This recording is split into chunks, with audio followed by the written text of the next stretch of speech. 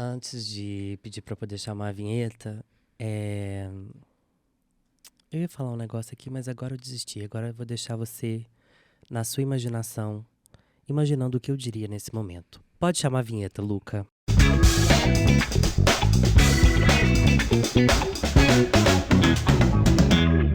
Tá começando mais um Menor Condição, um podcast que não tem a menor condição de você deixar de ouvir ou assistir, ou engajar, curtir, compartilhar. Se você veio aqui por convite, por indicação, se inscreve aqui no canal, ouve os outros episódios, dá aquele like, dá aquela dedada gostosa assim, ó, no dispositivo que você estiver escutando, se for pelo computador. Clica lá, mas clica em número ímpar, tá? Assim, 1, 3 pro like ficar lá. E nos avalie em 5 estrelas se você estiver me escutando por alguma plataforma de streaming. Esse é mais um episódio de entrevistas e hoje eu tô aqui, gente, assim… Tem algumas coisas que acontecem na vida da gente que a gente considera como vitória, né? Assim, você vai levando, assim, patamares. E aí, quando isso aconteceu na minha vida, na pós-graduação de Comunicação, Diversidade e Inclusão, eu olhei assim e falei assim, gente, uma pessoa que vence na vida é uma pessoa que vence na vida, né? E essa pessoa, ela já traz em si um poder, assim, uma divindade, sabe? É um negócio que é uma presença. Eu e os meus colegas de sala, inclusive um beijo para todo mundo da primeira turma de Comunicação, Diversidade e Inclusão nas organizações do IEC PUC Minas. Quando a gente conheceu essa pessoa pessoalmente, assim, presencialmente, foi unânime a opinião. Falou assim, gente, a sensação é de que a gente tá na presença de uma deusa mesmo, assim. E aí, ela traz consigo um sobrenome muito especial e muito chique, assim. Musa. Senhoras e senhores, com vocês, Dalila Musa. E essa apresentação, Minha gente? filha, assim, mas tem coisa que eu fico assim… É de verdade, tá?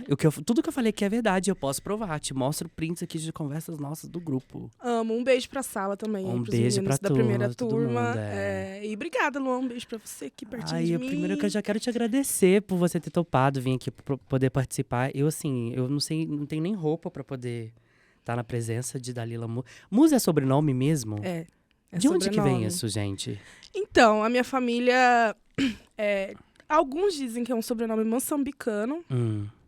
E alguns dizem que é um sobrenome que é derivado aí da questão de que quando se vinha escravizado, se derivava o nome do patrão e existia uma família Musa. Eu sou do sul de Minas. É ali pela região de Itajubá, que é de onde eu venho, que inclusive até hoje existe uma cachaça que se chama Musa, enfim. Então é esse sobrenome, é o sobrenome materno da família da minha mãe. E é Dalila Musa mesmo, não é nome artístico. Então, ressignificando a questão do histórico disso aqui, se eu tivesse um sobrenome Musa, eu não pisava nem no chão. Eu ia ser carregado, eu ia falar assim, a gente me carrega porque o meu sobrenome é Musa.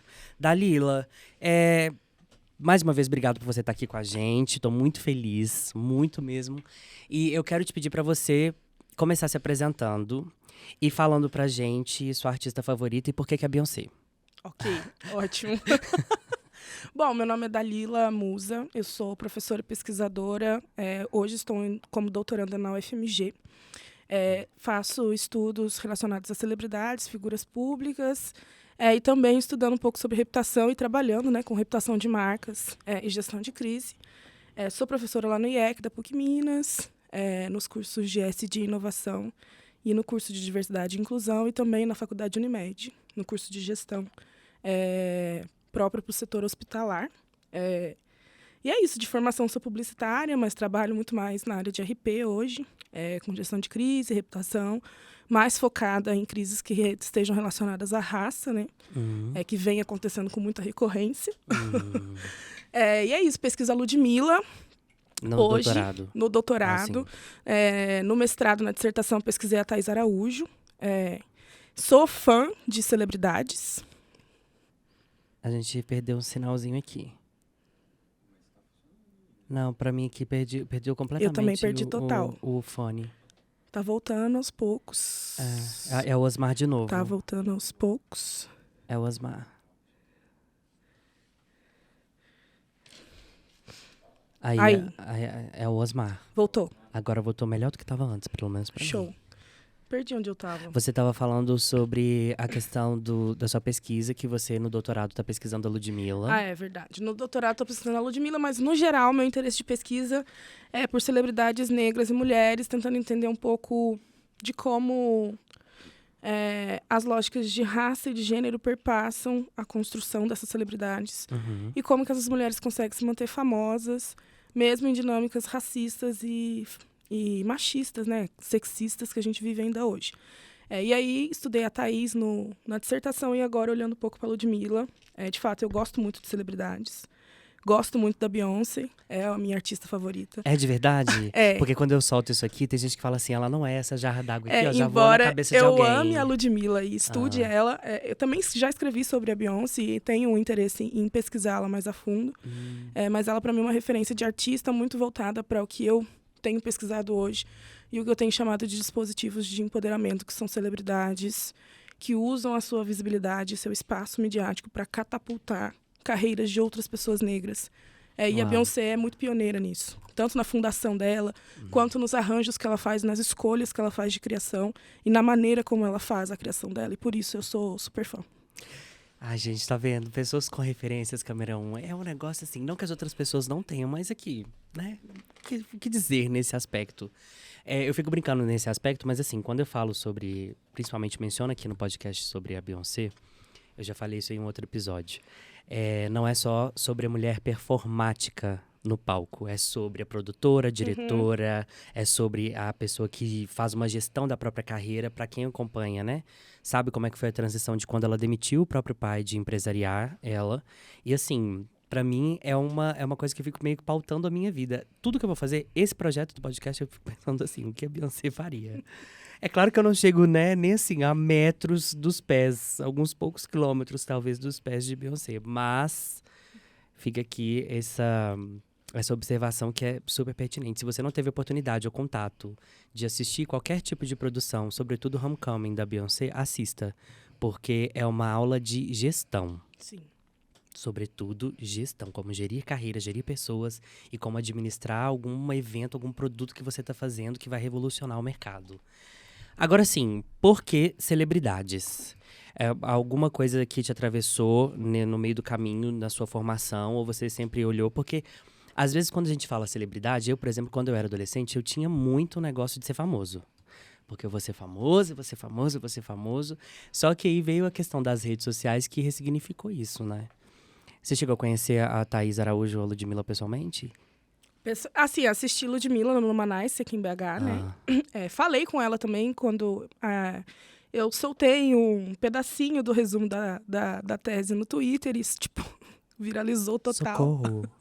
E aí a assessoria dela veio falar comigo, enfim, ela falou Um beijo, comigo. Ludmilla, um beijo, Thaís Araújo, que com certeza estão nos assistindo por conta de Dalila Musa. E a Thaís, eu cheguei a ver o Lázaro, quando ele veio lançar o Na Minha Pele, aqui em BH. E eu entreguei um resumo da dissertação para ele. O livro dele. Ah, sim. Okay. Na Minha Pele. Ele veio lançar, isso, sei lá, 2017.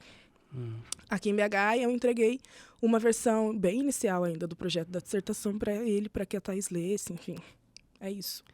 Gente, e aí por que celebridades, assim? Bom, primeiro porque acho que é porque eu gosto muito de aparecer, estar visível. Sim, eu gosto. E segundo porque esse interesse em entender essa dinâmica, que para mim a fama, para além as questões de estar visível, de ter muitos seguidores, que é o que está muito envolvido hoje nas redes sociais, né? Ter visibilidade. Eu acho que para pessoas de lugares de invisibilidade, como mulheres negras principalmente, estar visível, poder falar, poder ser ouvida, poder ser vista, tem a ver com sobrevivência. Então, para mim, celebridades negras, para além delas estarem visíveis, elas constroem valores novos, reconstroem valores que as sexualizam, que as aprisionam e dão a possibilidade da gente, talvez, olhar por outro prisma para outras mulheres negras que não sejam famosas, assim.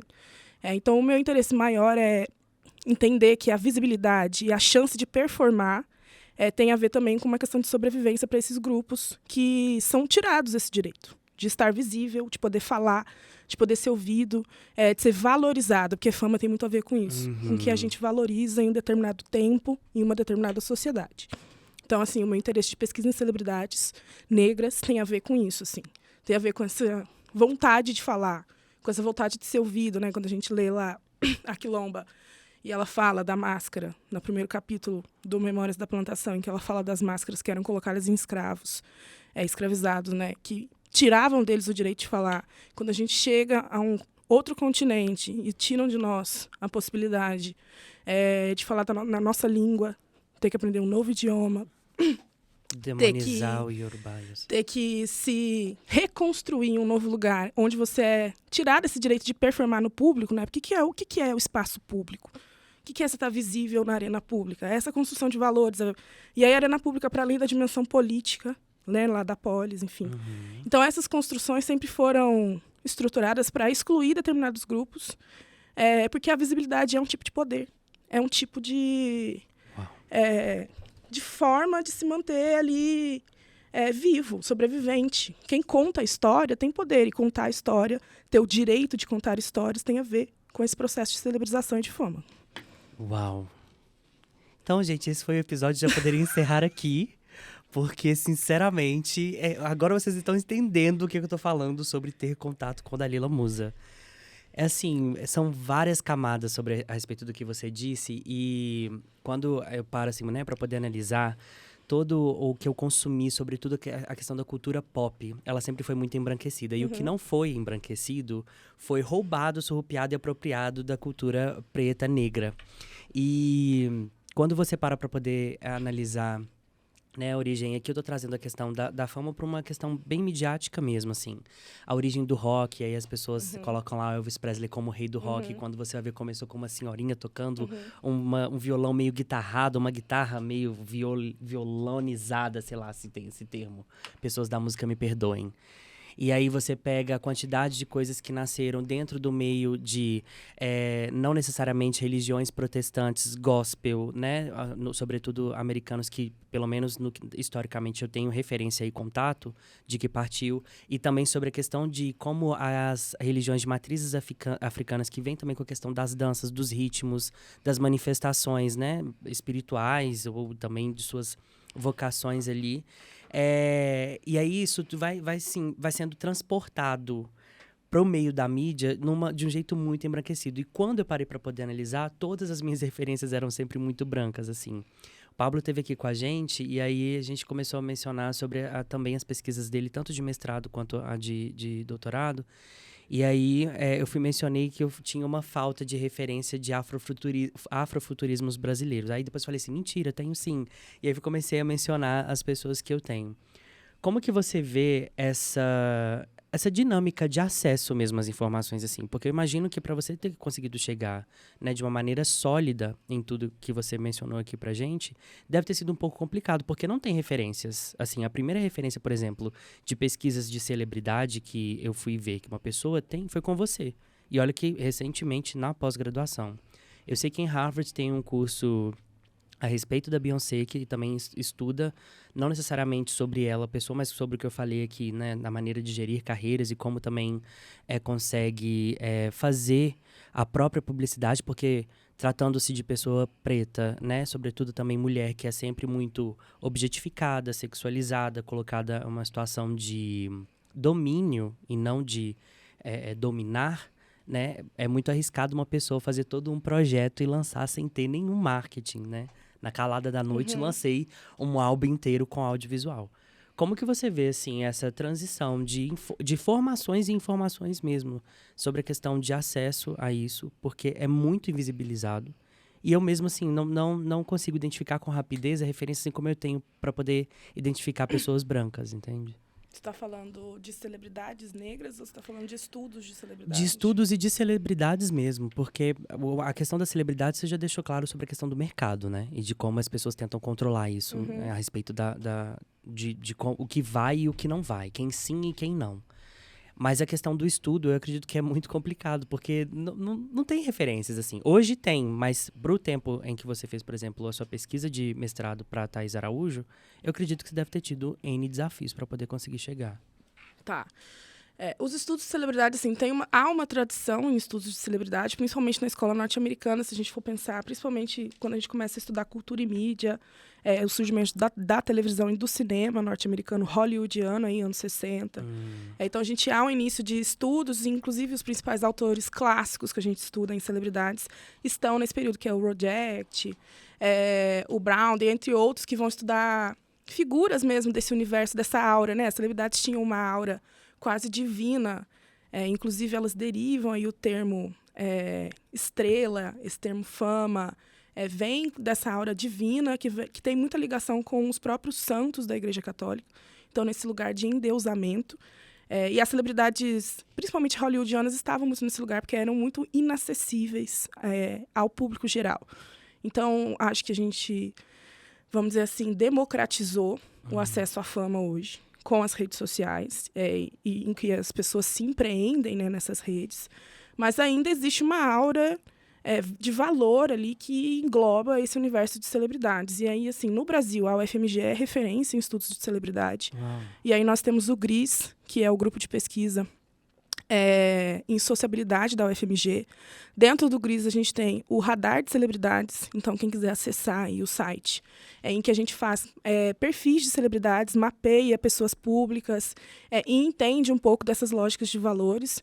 E aqui no Brasil, as principais referências são a Vera França e a Paula Simões, que é minha orientadora de doutorado, nesses estudos de celebridade, nessa linha pragmatista, em que a gente tira um pouco esse olhar de demonização mesmo das celebridades, de que elas só servem a um sistema capitalista, e entende as celebridades nesse sentido que eu disse, de sintomas sociais, de que elas apontam para nós formas de uma sociedade ser, formas, e principalmente o que essa sociedade valoriza. Então, olhar para as celebridades nessa perspectiva pragmatista que a gente usa hoje, usar as celebridades como um apontamento mesmo do que as pessoas valorizam, do que é importante para elas, quais são os valores que essas celebridades figuram, porque determinados influencers explodem e outros não aí nas redes sociais, o que essas pessoas figuram aí, que valores elas passam para nós. Então, assim, as celebridades e quem a gente torna famoso diz muito mais sobre nós, como sociedade, do que sobre essas pessoas. Meu Deus. Não é só sobre talento, né, como eu falei. Tem a ver com o que a gente valoriza. Assim, pessoas talentosas não necessariamente vão ser famosas. É uma tristeza, né? É uma tristeza. O link do site que a Dalila acabou de mencionar vai estar aqui na descrição do vídeo, se você estiver me assistindo pelo YouTube, e vai estar na descrição também desse episódio, se você estiver me escutando pela plataforma de streaming, né? Porque a gente está em mais de uma.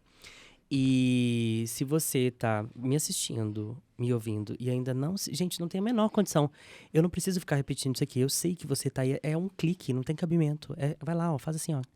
Que vai resolver o problema. Entendeu? É um like, é um inscrever, é um avaliar em 5 estrelas. E manda aqui, porque o negócio aqui é babado. Tem receita pra ser famoso, pra ser famosa, pra ser famose? Assim, receita não. Mas... infelizmente, não. Mas é lógico que existem mecanismos que podem ser utilizados para chegar a esse lugar de fama, né? Quando a gente pensa em celebridades, né, a teoria, existem formas de se tornar famoso. Então, existem o que a gente chama de celebridades adquiridas, por exemplo, que são celebridades que são filhos de famosos, por exemplo. A realeza, por exemplo, que nascem famosos, né? Pessoas que já nascem com essa aura de fama. Existem celebridades que se constroem, né? Que se tornam famosas por algum talento. Então, por exemplo, cantores, atrizes, jogadores de futebol. Então, por algum dom, vamos dizer assim, extraordinário aí, se tornam famosos. E existem celebridades que se tornam famosas por acontecimentos. Então, por exemplo, Geise Arruda. Quando explodiu lá a questão do vestido. E ela usou esse momento aí de visibilidade para construir uma carreira midiática. Existem hoje o que a gente, né, chamou antigamente, que hoje a gente, né, pelo menos nos estudos de celebridade, a gente não usa mais o termo subcelebridades, como se a gente classificasse elas em patamares. O que existem são celebridades diferentes, de lugares diferentes. Então, existem influencers, que são celebridades do meio digital e que estão muito mais presentes nesse meio. E existem as celebridades das mídias tradicionais e que estão mais presentes aí no massivo, como cantores, como eu disse. Não que essas celebridades não estejam nas redes, é lógico que elas estão, mas elas têm mais presença, vamos dizer assim, e passeiam melhor nessas mídias tradicionais, como TV e outros meios aí, como rádio e até revistas. Não sei se hoje a gente ainda lê tanta revista, mas era um principal meio de exposição de celebridades e que hoje é o Instagram, que eu acredito que virou essa chave aí. Mas a gente não usa mais esse termo de subcelebridades como se elas fossem menores, assim, porque o processo de se manter famoso é quase tão árduo quanto de uma celebridade aí, vamos dizer assim, massiva. Gente, eu tô chocado, porque eu vivo falando de fulano subcelebridade, fulano não sei o que lá e tal, e eu tô aqui hoje a gente fala já influencers, né? Existem também hoje já as definições de micro-influencers, que são influencers mais locais, focais, com menos de 3 mil seguidores, que a gente não considera mais isso pouco. Antes era pouco, hoje não é mais.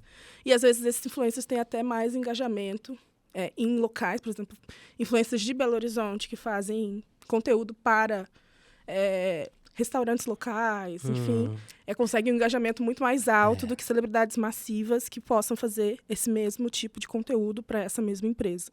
Então há também essa diferença de quem chega e como chega a essas pessoas aí.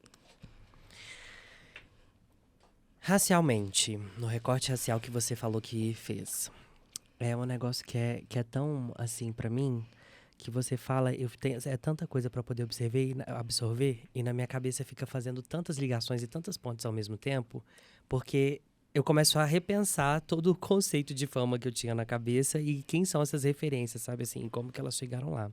Mas fazendo um recorte racial, assim, você conseguiu identificar... Obviamente, eu já posso responder que obviamente. Mas você conseguiu identificar, assim, algum modus operandi ou algum traço que pega para pessoas brancas e que não pega para pessoas pretas, negras? Ou para homens também, em questão, algum tipo de recorte racial e para mulheres não? Você conseguiu identificar alguma coisa assim nessas pesquisas suas? Por que eu estou perguntando isso? Você falou que no seu mestrado, por exemplo, foi a Thaís Araújo, né? E eu percebo, por exemplo, que quando alguns tipos de celebridades manifestam suas vontades na televisão e não manifestam algo que querem ou não querem fazer, elas têm uma receptividade maior do que outras. E aí eu vou dar um exemplo aqui de uma situação que aconteceu no programa da Ana Maria Braga, em que a Thaís Araújo falou que não comeria abóbora por questões, acho que religiosas, salvo engano. Enfim, que não goste, né? Independente do que seja, não gosta e não vai comer. E eu lembro que foi um movimento na internet, eu tava assistindo ao vivo esse dia, inclusive, eu lembro que foi um movimento na internet de chamar ela de metida, de falar que absurdo e tal. Passado-se um tempo, uma determinada pessoa tava para poder ser convidada pro programa também da Ana Maria Braga. Um beijo, Ana Maria Braga, que com certeza tá assistindo a gente também. Vai vir aqui no programa qualquer dia. E aí, essa pessoa não comia carne. E aí eu lembro que teve toda uma comoção de tipo assim, meu Deus, mas que absurdo, como assim não perguntaram pra ela o que ela come?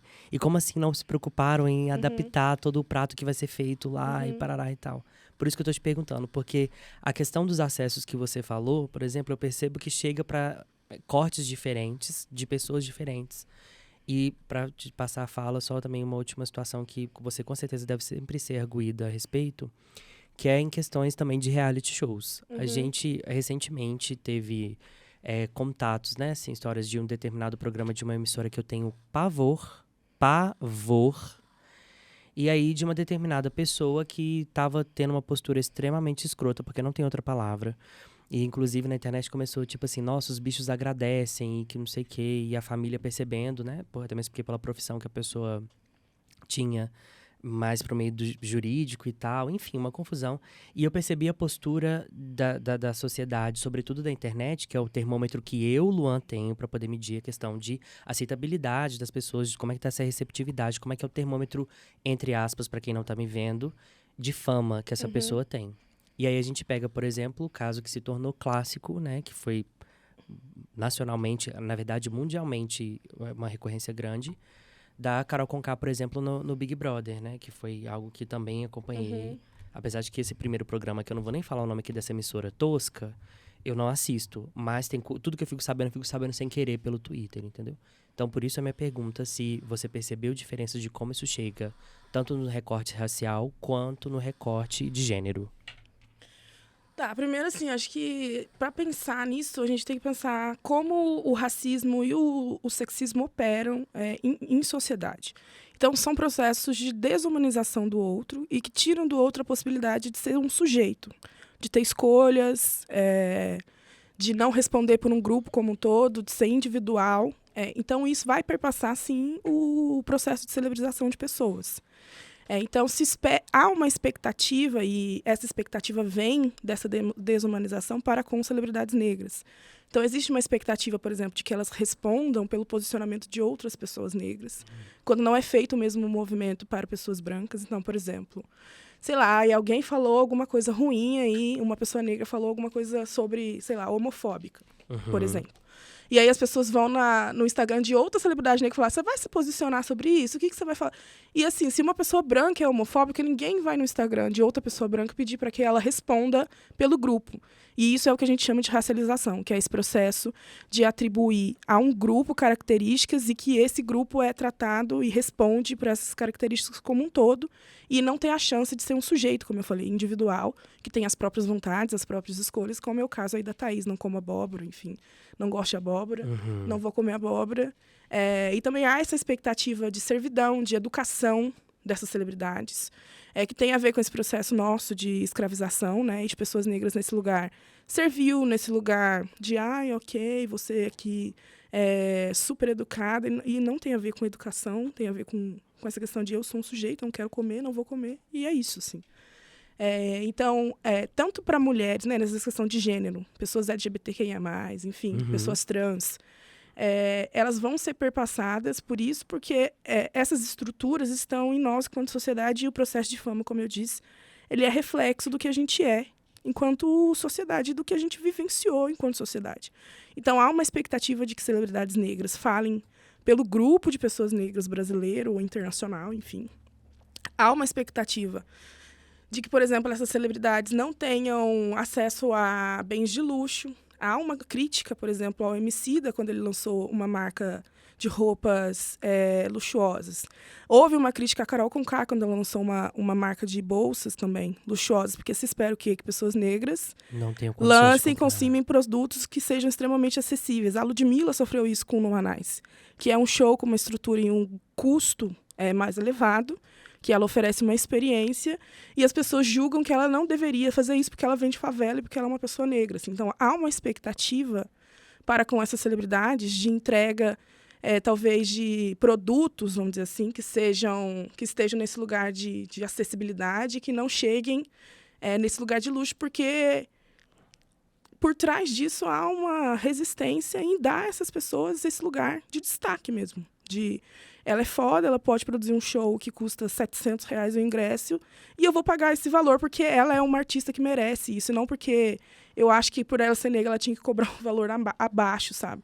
Então, ainda existem essas auras. E aí isso se estende para, por exemplo, relações de marcas com celebridades. Que celebridades têm mais chance de serem contratadas para publis? Por exemplo, a Ludmilla ficou quase... Ela tem hoje, acho que 12 ou 14 anos de carreira. Mas por mais de 7 anos, a Ludmilla não assinava publis. Porque as pessoas não queriam vincular a imagem da marca à imagem de uma cantora funkeira, preta e favelada. Ela lançou aí o bloco da Lud, que é o maior bloco de carnaval do mundo, do Brasil hoje. E o primeiro ano do bloco não tinha patrocinador. Porque ela não conseguiu nenhuma marca que quisesse colocar o nome dela ali associado a ela. E aí a gente vem de novo para essas dinâmicas de quem pode ter acesso a esse lugar de visibilidade. E aí, nesse lugar pleno de visibilidade, nesse lugar de assinar publi, esse lugar de ser valorizado pelo seu trabalho enquanto celebridade. E aí a gente tem celebridades brancas aí, que têm contratos com marcas de 9, 12 anos, celebridades que já tiveram problemas de imagem, que continuam com esses contratos. E assim, eu estava assistindo a Lineker no Roda Viva essa semana. Perfeito. E ela falou sobre isso, assim, a gente está cansado, nós, pessoas negras, estamos cansados de ceder nosso espaço para pessoas brancas que não têm talento, que elas são só brancas. E o processo de fama tem a ver com isso. Tem a ver com esses valores, assim. E aí, ser branco não é só a cor da pele, vai se estender para essa identidade, né? Branquitude.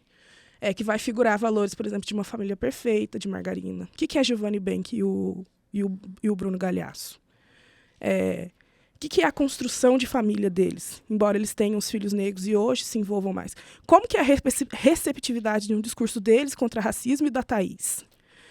Quando a Thaís falou no TEDxX que o filho dela podia sofrer racismo na rua, ela foi extremamente hostilizada nas redes sociais. E uma semana depois, quando a Giovanna Eubank vai e a filha dela sofre um ataque racista e ela vai para as redes sociais reclamar, ela é convidada para falar sobre raça no Fantástico. Então, até quando a gente está falando do mesmo tema que é raça, existe uma diferenciação na recepção dessas questões, vindas de um discurso de famílias, de pessoas brancas que estão aí num lugar de autoridade e de pessoas negras que estão localizadas nesse lugar de mimimi e de vitimismo, assim. É o que também Grada Quilomba fala em um dos artigos dela, né, sobre a questão de tentarem deslegitimar e invalidar os discursos de grupos minorizados, de suas lutas e suas causas, né? Esse artigo dela, quando eu li a primeira vez, eu me identifiquei muito. E você acha que tem uma virada de chave, assim, em algum momento, por exemplo? Porque a Ludmilla virou uma super empresária, né? Ela tem a questão lá também da empresa de lace e tal. Acho que é dela, não sei se é dela ou da Bruna. É das duas. Enfim, ela tem esse também. E agora criou, né, a questão do Numanais, que também virou algo imenso. Não foi algo que eu tive a oportunidade de ir, mas pelo pouco que eu pude ver, assim, realmente é uma estrutura que você só vê em shows de fora. O investimento também que ela teve, né, no show do Rock in Rio, que não merecia estar naquele palco pequeno lá, deveria ter ido pro palco mundo.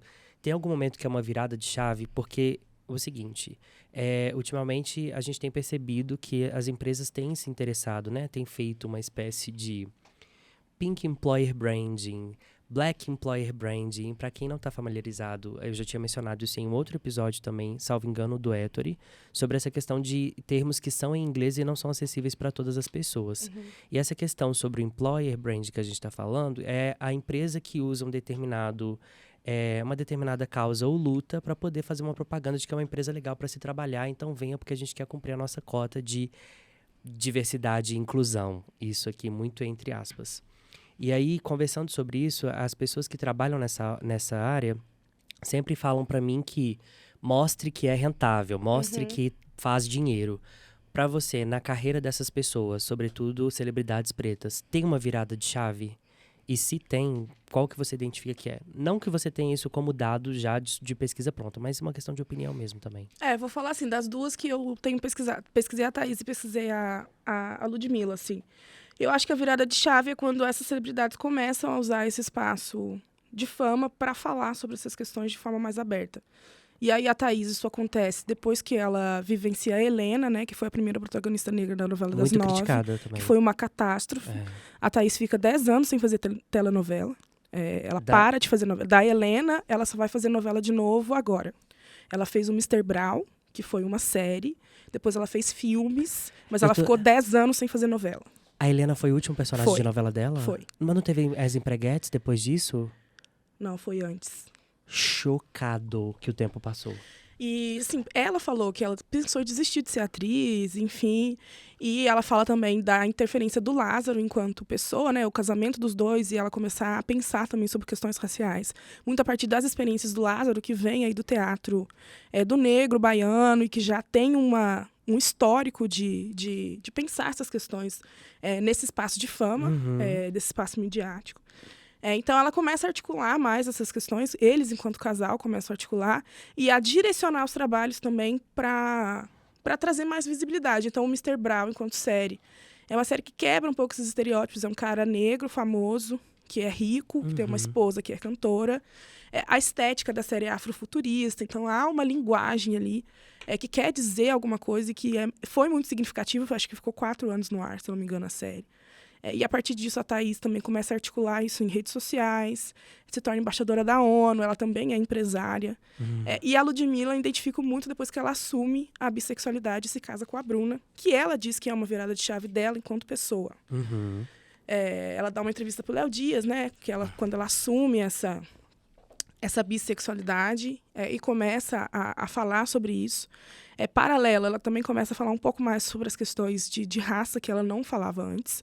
E aí eu acho que muito por imaturidade mesmo, acho que a Ludmilla tem estudado para falar sobre essas questões. Então ela fala sobre as plásticas que ela fez, que não eram desejos dela, que eram muito mais para ela se enquadrar.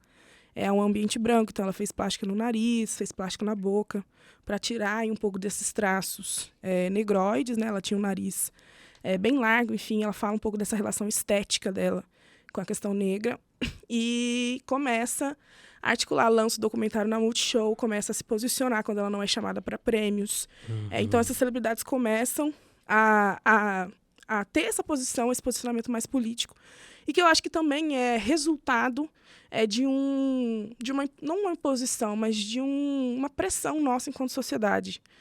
Hoje a gente não fica mais satisfeito em só localizar as celebridades em um lugar de entretenimento. A gente cobra que elas tenham um posicionamento político, que elas falem sobre questões políticas nas redes sociais, principalmente celebridades que produzem conteúdo para grupos minorizados. Assim. E aí, o que foi a Anitta não se posicionar em 2018 contra o Bolsonaro? Qual foi a cobrança dela não botar a hashtag ele não durante aquele período? E o que aconteceu agora nessa eleição de 2022 com esse posicionamento?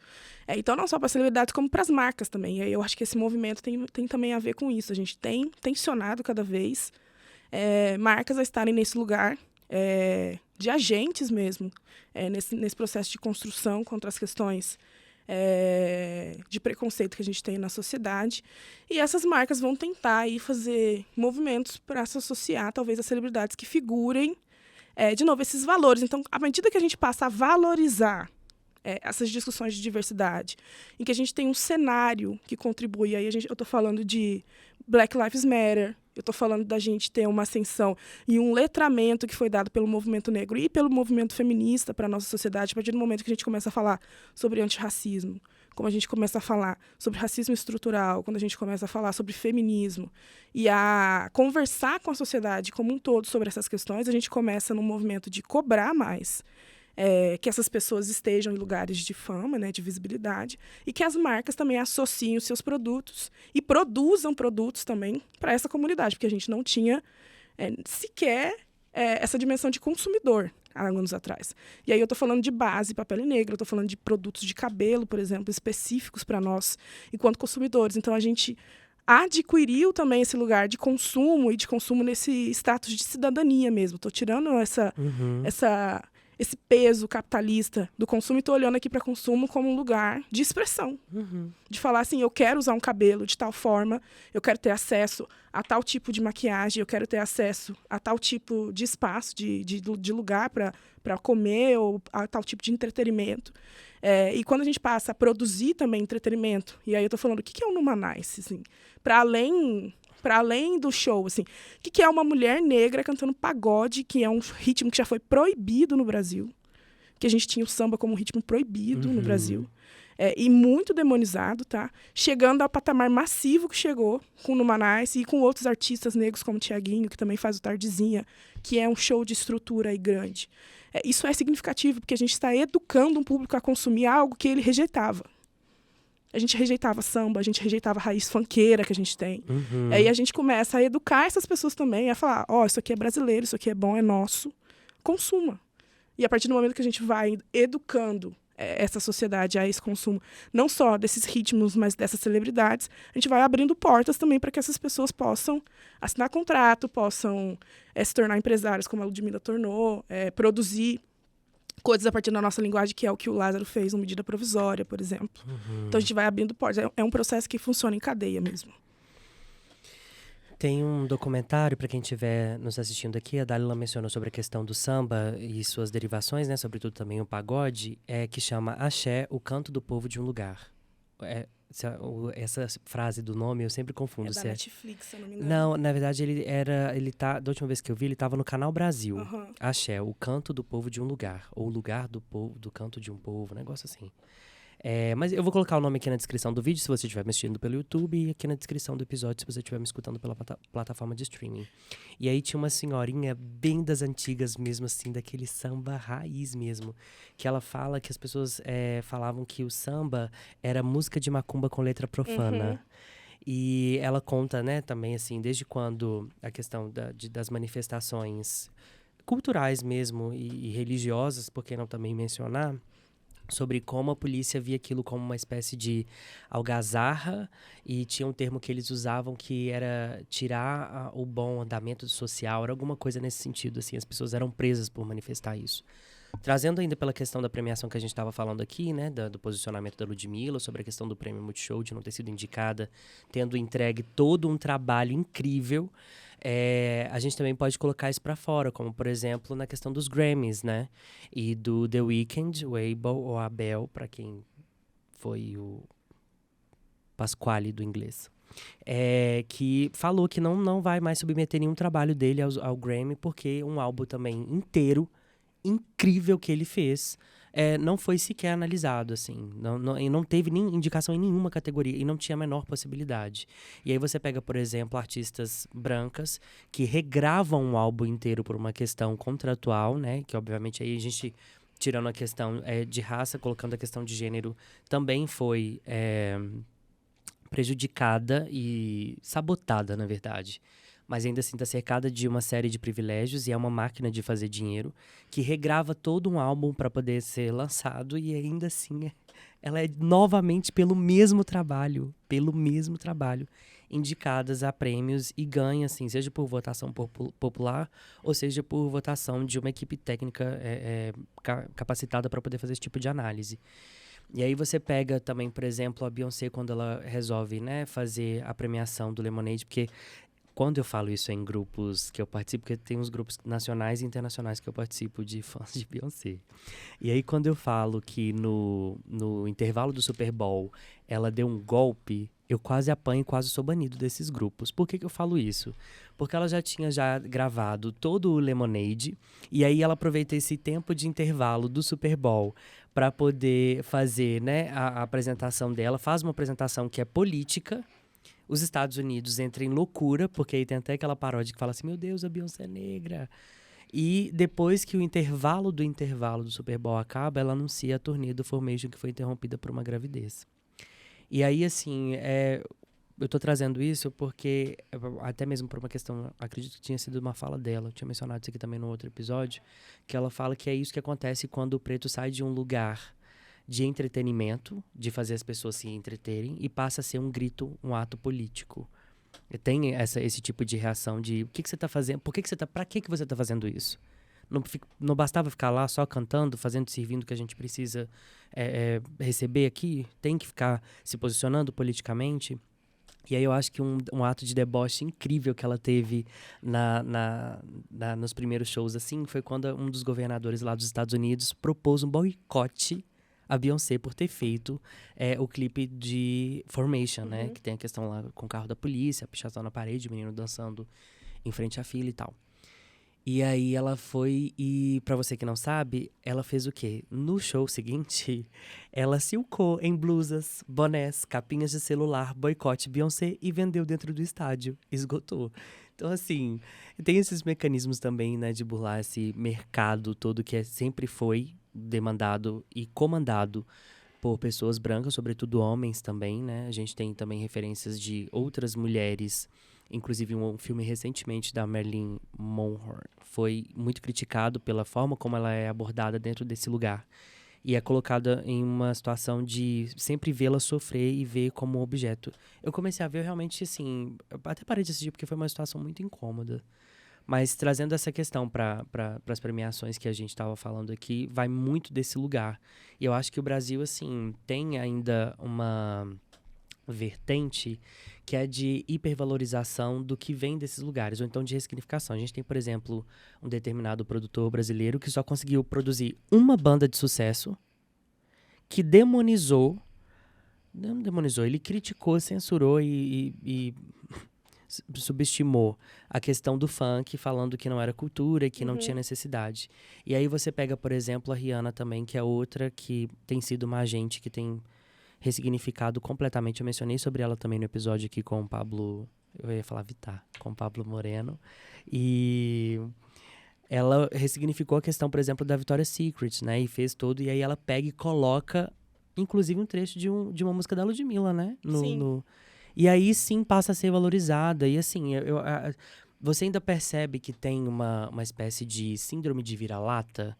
Porque eu sinto muito que o Brasil ainda tá nesse lugar de não valorizar o que acontece. E aí eu fico pegando isso porque as pessoas têm uma mania muito de criticar essa cultura que é feita aqui dentro e de músicas que são feitas que, né, traz lá de acordo com suas realidades. Se traz alguma coisa que fala muito sobre sexo de uma maneira considerada vulgarizada, se traz lá alguma coisa que fala sobre ostentação ou que fala sobre maconha, e aí você vai escutar uma música que vem de fora, ela fala exatamente sobre as mesmas coisas, mas por soar mais agradável e palatável, se é que eu posso usar esse termo aqui, aos ouvidos por estar em inglês, não em português, tem receptividade. Então, assim, você acha que isso ainda é um controle social, é um mecanismo político? E aqui eu tô mencionando um mecanismo político porque em um dos vídeos da Rita Von Hunt, ela menciona que parte de considerar o que é cultura e o que não é cultura é uma forma de política social de controle. Você acha que a gente ainda tem essa síndrome de vira-lata? Eu não sei nem se é uma síndrome de vira-lata, eu acho que é racismo mesmo. Acho que a gente associar esses ritmos ainda a estereótipos negativos, associar o funk a bandido, que é o que é feita a maior associação aí. Na verdade, associar a favela a bandidos, a pessoas que não têm caráter, porque a favela é o lugar para onde pessoas negras foram aí, jogadas durante o período pós-abolição, sem a chance aí de ter uma terra, de ter um direito de se portar como cidadãs. E aí tudo que vem da produção dessas pessoas que estão nesses lugares é localizado nesse lugar de negativo, de não, vamos dizer, canônico, né? Se a gente for usar aí as terminologias da academia, né? Como a gente está falando aqui.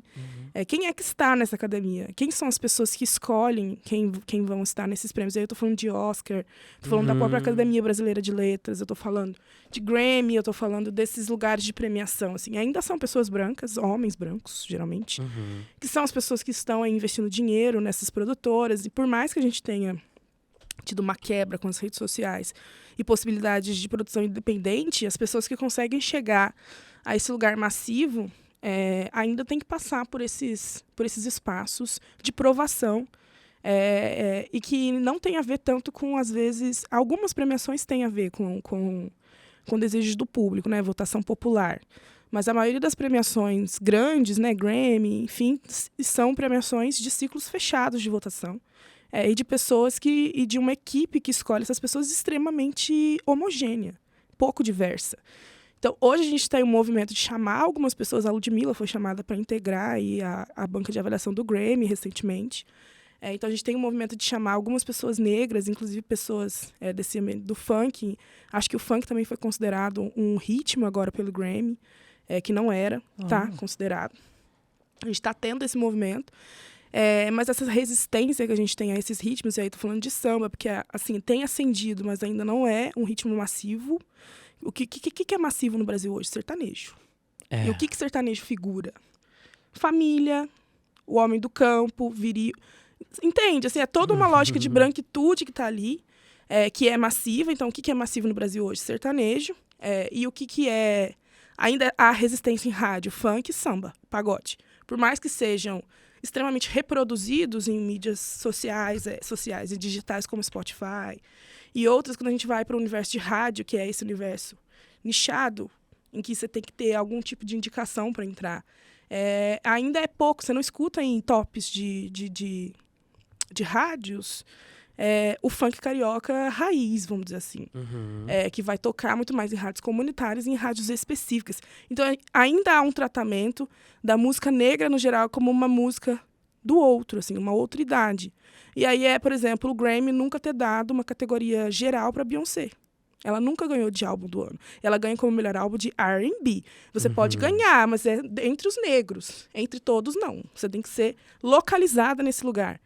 A Thaís falou sobre isso uma vez, que uma revista tinha chamado ela para fazer a capa de mulher negra mais bonita do Brasil. E ela negou, porque assim, por que eu não posso ser a mulher mais bonita do Brasil? Eu tenho que ser classificada e localizada nesse lugar de negro. E é isso que a gente faz com esses ritmos, assim, em premiações. A gente cria categorias para englobar essas pessoas dentro de uma categoria só e não deixar que elas sejam música, como qualquer outra música. Até o próprio Justin Bieber falou sobre isso, que ele escreveu o álbum dele ir na categoria de R&B. E por ele ser um cara branco, ele foi automaticamente jogado para as categorias gerais. Então, quando ele quer entrar numa categoria R&B, ele é jogado para onde? Para de melhor artista. De melhor artista, melhor álbum do ano e tal. Então, esse é um movimento ainda Até a própria Adele, na época desse coisa, reconheceu. Ela falou assim, como assim eu tô recebendo esse prêmio, gente? E aí, essas são artimanhas, assim, muito sutis para continuar premiando quem? Como o geral, o universal. Quem é o universal nessas dinâmicas? Pessoas brancas. E o negro é o outro, o diferente, o à parte. É isso que as pessoas fazem. Ainda. Você mencionou a questão do sertanejo aí, agora eu tô buscando aqui na minha mente. Não tem uma dupla sertaneja de pretos? Baixíssima. O que eu me recordo é Cascatinha e Nhana, que é, assim, muitíssimo antigo, sei lá, anos 50, eu acho. Que são pessoas negras. Pessoas negras. Acho que é um homem e uma mulher, eles são casados, inclusive. Embora a música raiz sertaneja seja uma música de origem afro-brasileira, então de pessoas negras, de novo, que tem muita ligação aí, principalmente aí no Nordeste, com o piseiro que está vindo hoje, que é um ritmo que também é derivado de terreiros, tá?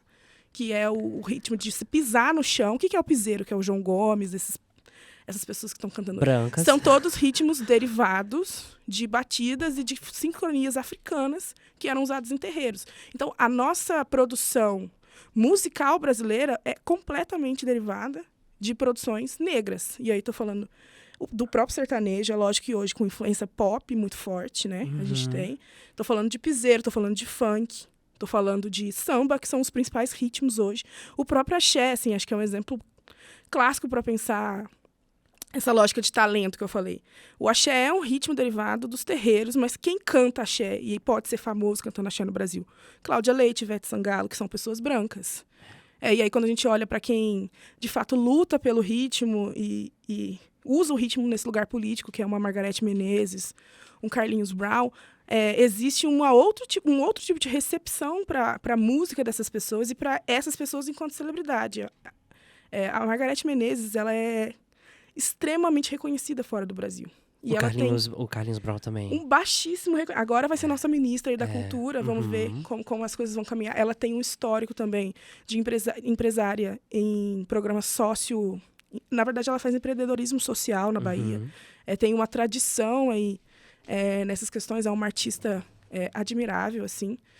Mas ainda há essa resistência, como eu disse. Não só de dar às pessoas negras esse aval de criadoras mesmo desses ritmos que estão aí hoje em voga, quanto de dar a chance de celebridades que cantam esses ritmos e que são negras se tornarem famosas, assim. Eu tô lembrando aqui de uma live que a Thaís Araújo fez com a Ivete Sangalo, que ela questiona pra ela, inclusive isso, assim, como que você consegue ter a dimensão que você tem?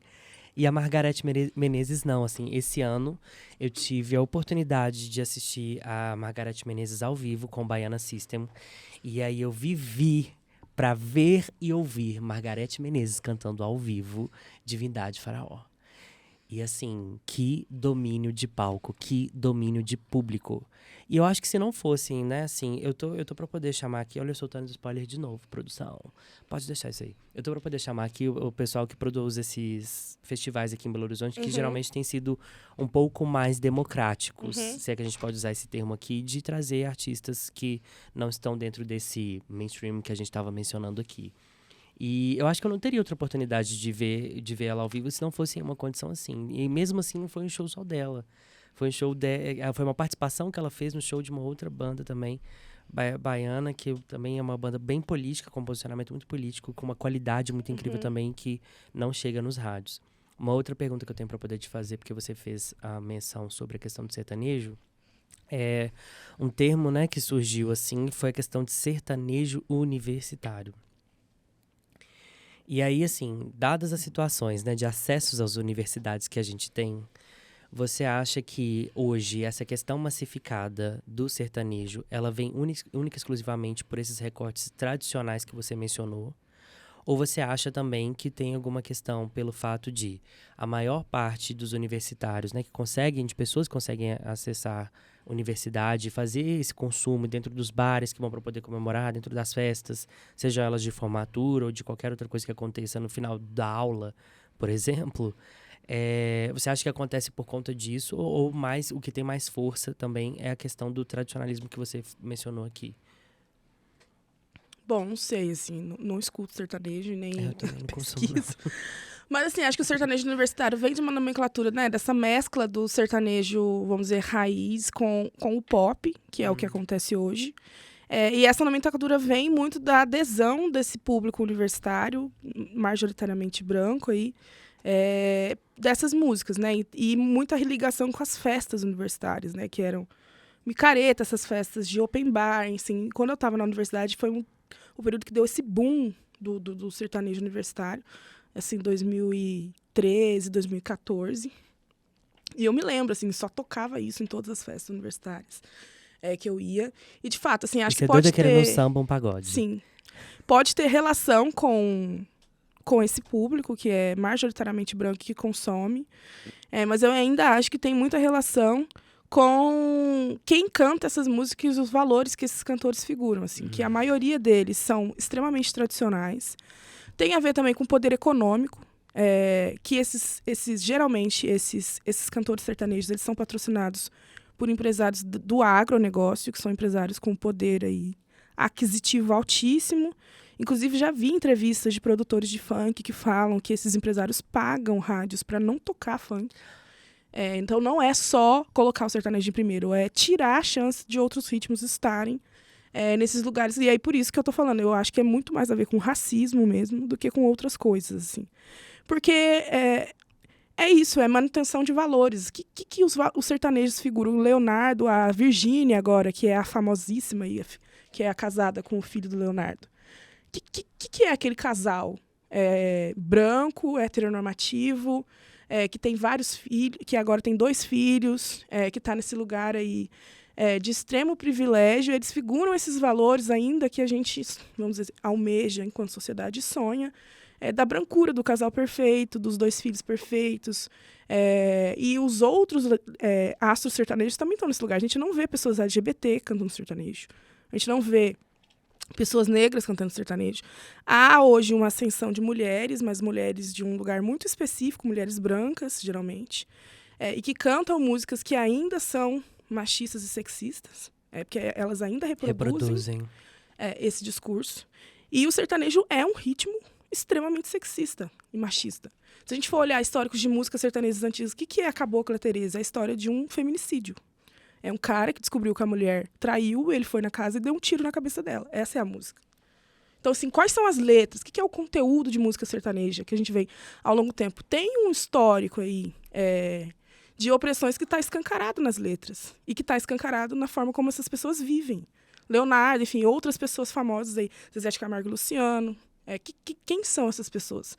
E eu acho que quando a gente olha para elas, a gente meio que entende um pouco do porquê desse ritmo aí de estar nesse lugar aí de massivo, e do porquê as pessoas se conectarem tanto, talvez, ou almejarem tanto aqueles ideais de família perfeita e maravilhosa, que o sertanejo ainda tem essa aura, assim, ainda consegue figurar. Eu acho que é isso. Gente. Câmera 1, volta aqui pra mim. Pra você que tá me assistindo aqui até esse momento, e pra você que tá me escutando também até esse momento, é com esse manancial de informações que a gente tem que lidar. Tá vendo, Luca? Hoje, quem tá aqui no estúdio comigo é o Luca. Ali é o nosso Ivan McGregor. Não é a cara dele, Dalila, eu falo que é a cara dele. Olha lá como é que ele fica ruborizado quando eu falo dele. Não precisa ficar com vergonha, fica tranquilo. Hoje eu não vou te chamar nem aqui de frente pra câmera. Mas, assim, eu tô falando isso porque é muita coisa pra poder absorver e coisas que a gente não faz nem questão, porque é só simplesmente consumir. E aí, na minha cabeça, agora tem uma conta que não fecha, apesar de não ser justificável, explica. Porque um país que tem mais da metade da sua população preta e negra e deixar, né, pessoas como essa, consumir produtos de pessoas como essa, vai muito sobre como essas pessoas se entendem e se reconhecem, né? Se é que elas conseguem ter acesso a esse tipo de formação e informação para se entenderem como identidade e perceber que aquilo que elas estão consumindo não diz sobre elas, não fala quem elas são, não vai ao encontro da cultura que elas vêm, de onde elas vêm, né? E recentemente, no Grammy de 2022, a Lineker e a Ludmilla ganharam Grammys latinos. E o discurso da Lineker foi um discurso muito potente, assim, e é bizarro pensar, né, que num país que mais mata LGBTQIAPN+, no mundo, a primeira pessoa trans, travesti, ganhou um Grammy pelo seu álbum Índigo Borboleta New. Quem não escutou, gente, escute. Assim, esse ano eu tive a oportunidade de ver e ouvir Lineker 3 vezes esse ano. Uhum. E, Maravilhosa. nossa, assim, gente, ela é A performance. incrível. E, assim, vem também de uma outra questão que me perdoem vocês, caramelos, se estiver me escutando aqui, tá? Se estiver me assistindo, porque a gente nunca sabe, né, onde é que as coisas podem chegar. Mas depois que a Lineker assumiu a carreira solo, é outra coisa. E aqui também já vou fazer um paralelo com Beyoncé também, de quando ela demitiu o pai. Mas a Lineker tava lá com os Caramelos, assim, que é uma banda que ela tem muito respeito, também tem muito respeito pelo trabalho dos Caramelos. Não sou louco aqui de levantar qualquer coisa a respeito deles. Mas, querendo ou não, era uma questão ali que era muito compartilhada, né? Quando você está em banda, você não consegue ter uma gerência e uma gestão sobre a própria carreira sem levar o conhecimento e concordância de demais pessoas, né? E o domínio, a presença de palco dela, o domínio de palco, o domínio de público, o domínio da banda, sabe, assim, de entender o que tá sendo feito ali, saber quando o negócio é produzido pela própria pessoa, quando a pessoa que tá ali foi a pessoa que fez, que escreveu, é uma outra postura completamente diferente. E ela tá entregando. Antes eu já achava que ela entregava em qualidade. Agora, então, é muito mais do que eu imaginava antes. E aí, assim, toda vez que eu tenho oportunidade de vê-la, em 2023 eu vou ver ela de novo, em um festival que vai acontecer aqui em Belo Horizonte. E, assim, é muito incrível. E é um negócio que eu fico olhando, assim, com um olhar de admiração tão grande, porque para poder chegar nesse lugar é uma questão de fruto de muito trabalho. Eu não consegui assistir a entrevista dela no Roda Viva. Eu tenho até que procurar para poder assistir, mas eu tenho certeza que ela deve ter sido arguída e deve ter mencionado muito a respeito disso, sabe? Sobre como ela conseguiu se colocar nesse lugar como artista. E também como determinadas coisas passam pelo que é palatável. Aqui eu tô roubando um termo que geralmente é usado em estudos de gordofobia, sobretudo, porque, por exemplo, a Lineker conseguiu chegar num lugar que a Linda Quebrada não conseguiu. E elas vêm do mesmo lugar. Já moraram juntas, sabe? Assim, passaram perrengues de quase fome juntas, de ter R$ 1 no dia pra comprar um salgado e dividir entre as duas, assim. E a Lineker não conseguiu chegar nesse lugar, mesmo tendo sido jogada diariamente para um público de mais de 60 milhões de pessoas, ter conseguido ser, né, com carisma, adquirido o público, mas ainda assim ela ficou num lugar muito delimitado ali. E a questão da Beyoncé, quando eu trago sobre a gestão, né, do pai, e aqui eu trago um recorte de gênero, porque ele mesmo sendo homem, é um homem preto, e ela na questão de mulher, de quando ela fala que não quer mais que ele gere a carreira dela. E aí, assim, quando você pega, né, a última produção que foi ali sob a gestão do pai, que é feito, ele ia deixar ela no lugar de costume de que era o da mulher, assim, sempre de uma maneira muito plástica, a palavra que eu posso usar aqui, acho que plástica. Porque você percebe assim, seja no figurino, seja nas músicas, seja na forma como o show é produzido, conduzido, da iluminação ao figurino que ela usa, do cabelo à maquiagem, era sempre algo muito ali, vai ser desse jeito, pronto, acabou. E aí no documentário dela, Life is But a Dream, ela menciona sobre esse momento, né, de ruptura. E aí a pessoa que está entrevistando ela pergunta assim, a relação conseguiu ser a mesma? E ela fala, não. Mas aí você pega aí o próximo álbum, que foi o Beyoncé mesmo, assim, que ali ela entregou tudo dela e que ela queria ter essa coisa. Eu engravidei e me trouxe meu corpo desse jeito aqui, eu quero mostrar meu corpo, ele já vem com uma outra estética muito mais faraônica, muito mais divônica, assim. E aí aquilo eu acho uma potência porque ela fez toda aquela produção, e é o que eu tinha mencionado aqui no início desse episódio, numa noite de novembro, assim, eu lembro muito bem do burburinho disso. E aqui vem a questão que eu acho, aqui tô falando na visão Luan, tá? Até onde eu sou leigo, por favor. Não vai, né? A gente tá aqui com a Dalila lá na frente, depois você fica aqui falando merda. E aí, eu lembro que numa noite de novembro, assim, comecei a ver um sururu na internet. Falei, gente, o que tá acontecendo, assim? E aí, de repente, a Beyoncé vai parar nos Trend Topics, que não é muito difícil, né? Foi parar nos Trend Topics e todo mundo começou a ficar assustado, assim. E aí, artistas assim muito pontuais de diferentes influências nesse mercado fonográfico e de audiovisual começaram a surtar, assim, tipo, o que tá acontecendo? A mulher, em plena turnê, que inclusive foi a turnê do show que eu fui, ela conseguiu, sem deixar nada vazar, produzir um álbum inteiro e ainda produziu os clipes e lançou sem fazer uma propaganda. E aí me vem a questão sobre como essas pessoas conseguem transitar nesses lugares, que era o que você estava mencionando há um período atrás, da questão dos brancos que conseguem fazer, né? Qual que é o momento, assim, que essas pessoas conseguem ter esse grau de relevância de ditar as regras? E aí eu falo não só pelo que você já trouxe aqui, na questão do posicionamento, seja ele político, racial, ou de gênero, ou de orientação sexual, porque, por exemplo, quando a gente pega agora grandes empresários, e aí vamos falar de Rihanna, vamos falar de Jay-Z, que também foi negligenciado e subestimado pelo Grammy quando lançou aquele álbum dele, que eu vou colocar aqui em português, que é o Quadro 44, que é em resposta ao Lemonade. A gente pega então a Rihanna, o Jay-Z, a própria Beyoncé também, que quando descobriram que uma empresa, que era subsidiária da empresa dela, né, da questão têxtil, tinha trabalho escravo, imputaram a ela a responsabilidade disso. Qual que é o grau, assim, que essas pessoas chegam, né? O momento em que as pessoas chegam nesse grau de relevância de passar a ditar as regras? Porque aí você pega, por exemplo, o Will Smith, que era... olha pra você ver, já joguei no passado. Que é um ator, né? De uma relevância incrível, assim, também dentro do seu ambiente de trabalho ali, entre aspas, né?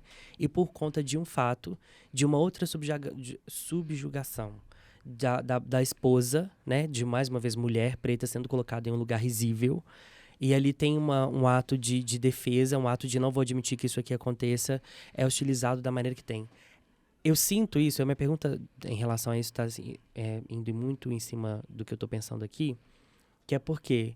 para pessoas brancas, é sempre um lugar em que elas são permitidas a errar. Elas são permitidas a fazerem algo que a sociedade considera como errado, mas vão lá e falam assim, não, mas errou, mas olha lá o trabalho que ele está fazendo. Já as pessoas pretas não estão nesse lugar.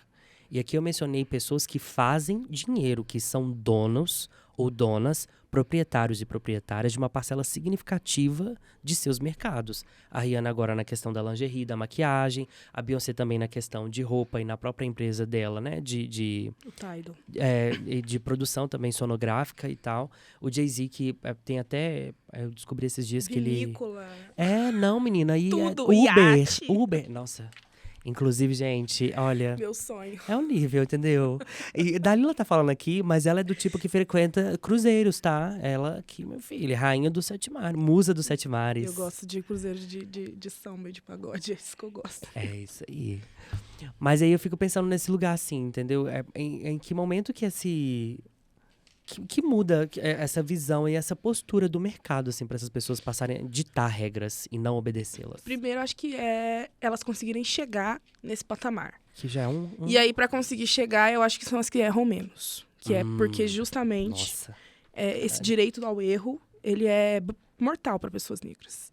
E aí eu posso dar exemplos de celebridades negras que adoeceram e morreram até, ou que perderam a vida para as drogas, porque elas erraram. E aí eu tô falando de Whitney Houston. Brilhante, maravilhosa e que errou em determinados momentos da vida e não conseguiu reverter esse erro. Eu tô falando do Mussum, por exemplo, aqui no Brasil, que foi fadado a ficar localizado em um personagem bêbado, enquanto ele era cantor, criador aí de uma das maiores bandas de samba do país. E fica aí restrito a esse lugar de bêbado mesmo. E aí um processo que aconteceu também com o Grande Otelo aqui no Brasil, que é um grande ator negro aí, que também ficou restrito a esses papéis do preto, bêbado e irreverente. Então, eu acho que assim, para artistas deve ser um processo muito, como eu disse, brutal e desumano, porque, como eu falei, o racismo tira essa possibilidade de criação mesmo, de expandir os seus universos para coisas que não estejam encaixotadas ou para expectativas das pessoas sobre o seu trabalho. E aí eu acho que Rihanna, Jay-Z, Beyoncé tiveram estratégias de construção, de fama, para conseguir chegar nesses patamares que eles estão hoje e, a partir desse lugar, começar a falar e a emanar opiniões. Porque a gente não via Beyoncé falando sobre questões... Lógico, ela tinha um posicionamento, até as músicas dela têm um posicionamento desde o Destiny Childs. Ela sempre falou sobre isso, mas não havia essa militância tão forte da Beyoncé. Então, ela soube construir uma imagem em que ela furou uma bolha, e aí acho que ela furou muito lá no Single Ladies, quando ela explodiu, que foi aí o hit dela do ano, aí, foi até considerado um dos hits da década de 2010. Aí. Explodiu, e aí, em um determinado momento, ela falou, não tá fazendo mais sentido, não quero mais fazer isso desse jeito, vou sair do massivo, porque a Beyoncé saiu do mainstream massivo, e vou gravar um álbum que foi o For, que foi o primeiro álbum mais experimental que ela lança, com essa influência mais de R&B, enfim. E aí ela começa a ser tratada também como uma artista um pouco mais nichada. A Beyoncé sai da diva pop que ela se construiu e ela vai para esse lugar de uma diva hoje muito mais localizada nesse lugar do R&B, que foi essa dimensão aí que a mídia construiu para a música preta, no geral, e no mundo. E a mesma coisa aconteceu com a Rihanna, a mesma coisa aconteceu com o Jay-Z. E essas pessoas têm constantemente, como a gente já falou aqui, sua produção negligenciada. O que é o anti da Beyoncé da Rihanna não ser indicado a nada? O anti não foi indicado a nada quando ele saiu. Teve isso também. E assim, um primor de produção. O próprio Jay-Z tem muita resistência em premiações. Então, eu acho que essas pessoas que estão hoje nesse lugar de ditar regras, e aí eu acho que tem a ver também com o poder econômico que essas pessoas têm hoje. Eles são aí pessoas que aparecem na lista de 10 mais ricos do mundo. Então, tem a ver com esse lugar também de produção de dinheiro, que aqui a gente ainda vive num sistema capitalista, e essas pessoas também estão englobadas nesse sistema. Mas tem a ver com essa questão de que são pessoas que erraram menos e que tiveram, talvez, como eu falo, um feeling e desenvolveram mesmo, porque eu acho que isso é uma estratégia mesmo E por isso que eu gosto de estudar essas celebridades, porque eu quero entender isso. Que estratégia é essa para chegar nesse lugar? Que estratégia é essa para estar nesse lugar e conseguir ditar essas regras, que eu acho que a Ludmilla vai caminhar para esse lugar no Brasil. O Lázaro e a Thaís já estão nesse lugar hoje aqui, de excelência, de serem primor considerados negro. a realeza. Sim, né? desse lugar midiático aí de pessoas negras. Então, assim, eu acho que existe mecanismos que são utilizados por nós, tanto para conversar, para educar, e para ir chegando e ocupando esses espaços. E eu acho que a Linda Quebrada é um exemplo muito, muito claro disso, assim.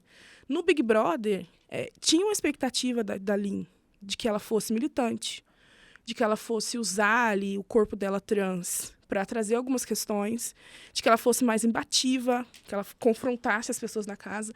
E ela entrega uma construção de imagem completamente diferente, muito mais suave. E ela ensinou muitas pessoas a partir dessa suavidade. E isso é uma estratégia. Que a Thaís também tem, por exemplo. Então, a Thaís se constrói, ela entra como modelo, né? Vai pro Chica da Silva, é super sexualizada durante o Chica da Silva. Mas vai se construindo nesse lugar de mulher negra. Tem personagens que tiram ela desse lugar também estereotipada. Ela fez personagens como a própria Helena, enfim, teve chances aí de fazer esses personagens, e acho que tem a ver também.